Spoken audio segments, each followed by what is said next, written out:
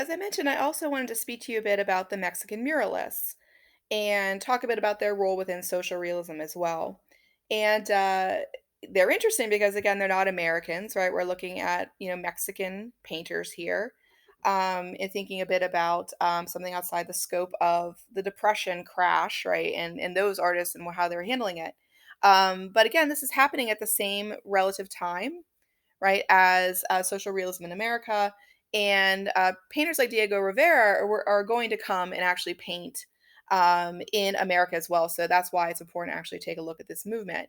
Now, we're just going to look at Diego Rivera for our purposes here. But again, you could also go look at Siqueiros and Orozco if you're interested in the greater Mexican muralist movement, or come take my non Western class where I talk about that in much, much greater depth.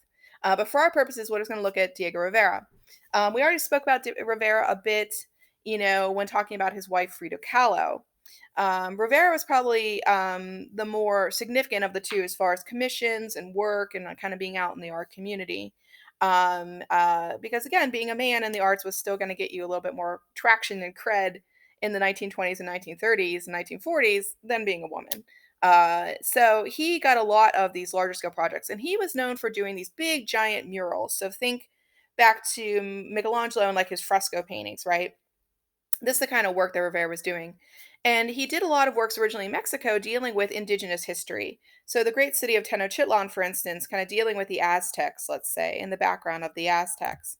Or these are some works from his History of Mexico series, which he painted for the National Palace in Mexico City. So showing you like Olmec, Mayan, Aztec history. So this is what he was known for really in Mexico.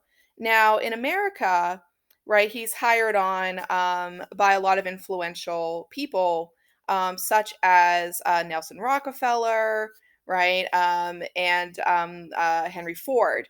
So I always joke that it's hilarious to me that a card carrying socialist, because he was, Rivera and Frida Kahlo were openly communistic. It's very well known. It's funny to me that they were hired by these capitalists in America, but that shows you how far your art um, reputation can carry you, right? Rivera's art reputation was huge, right? So someone like Nelson Rockefeller hired him to do this mural for Rockefeller Center, and this is a sort of study of it, right? Called "Man as Control of the Universe." And I say a study of it because the actual piece was destroyed because Rockefeller was not happy about the fact that it had communistic leaning imagery in it, right?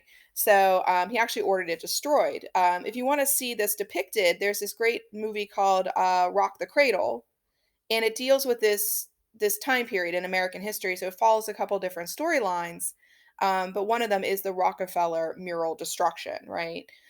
So again, Rock the Cradle is a great movie about sort of this period, and this mural especially.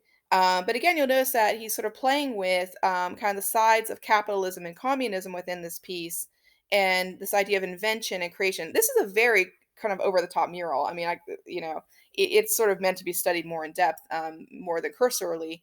But for our purposes, I just want you to be thinking about him coming to America and doing these larger scale projects for these capitalists, right? And again, this is why Rockefeller didn't end up liking it because Lenin was prominently displayed in the piece in a way that was saying he's a good guy, right? So Rockefeller's like, I'm a good capitalist, I can't have that. So the mural was ultimately destroyed. This is the mural related to the Ford Motor Company, which was created for their River Rouge plant in Detroit, which is called Man and Machinery.